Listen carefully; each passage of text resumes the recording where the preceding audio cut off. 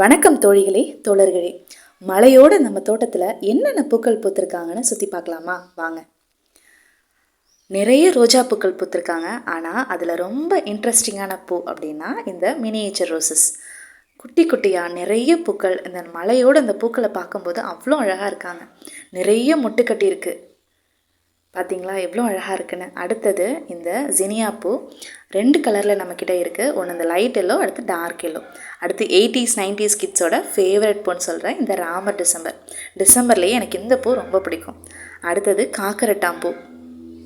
அடுத்து இந்த ஸ்லீப்பிங் ஹைபிஸ்கஸில் நம்மக்கிட்ட 2 கலர் இருக்குது. ஒன்று ரெட்டும் இந்த பீச் கலரும். அடுத்தது நாட்டு செம்பருத்திலேயே ஒரு 10 நிறங்கள் நம்மக்கிட்ட இருக்குது.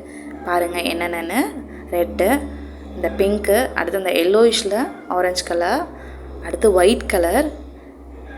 நாட்டு தேக்கு எப்படி கண்டுபிடிக்கலாம் அப்படின்னா, இந்த சிகப்பு நிறங்களில் இந்த இலையை தேய்க்கும் போது ரெட் கலரில் வரும். இதுதான் ஒரிஜினல் தேக்கு அப்படின்னு சொல்லுவாங்க. என் பொண்ணை எப்படி விளாண்டுருக்கா பாருங்கள். தேய்க்கும் போது நல்ல டார்க் கலரில் வரும்.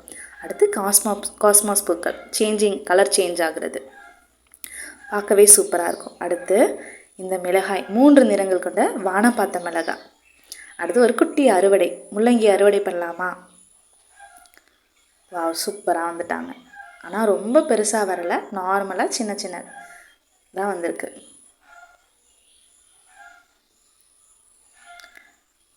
இதுதான் இன்றைக்கி நம்ம தோட்டத்தோட அறுவடை. நம்ம சேனலை சப்ஸ்கிரைப் பண்ணாமல் பார்க்குறவங்க சப்ஸ்கிரைப் பண்ணிவிட்டு பாருங்கள். லைக், ஷேர் பண்ணி சப்போர்ட் பண்ணுங்கள். நன்றி.